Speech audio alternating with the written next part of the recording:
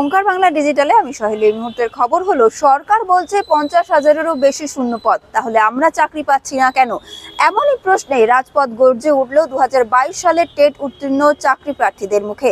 বৃহস্পতিবার দুপুরে রানী রাসমণি রোড থেকে শুরু, তারপর ধর্মতলা পেরিয়ে বিধানসভা চত্বর পর্যন্ত উত্তাল হয়ে উঠল গোটা শহরের বুক।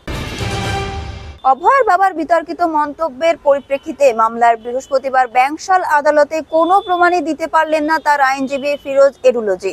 পরিবর্তে কুণাল ঘোষের বিরুদ্ধে অভয়ের বাবা ঠিক কি বলেছেন তা জানতে পেন ড্রাইভ চাইলেন আইনজীবী। এবার সময় নষ্ট করছেন অভয়ের বাবা, দাবি তৃণমূলের অন্যতম রাজ্য সাধারণ সম্পাদক কুণাল ঘোষের।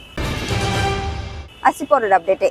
বিদ্রোহের আগুন জ্বলছে নেপালে, অবাধে চলছে লুটতরাজ। ব্যাংক ডাকাতের খবর যেমন মিলছে, তেমনই নিশানা করা হচ্ছে শিল্পপতি ও নেতাদের বাড়িকে।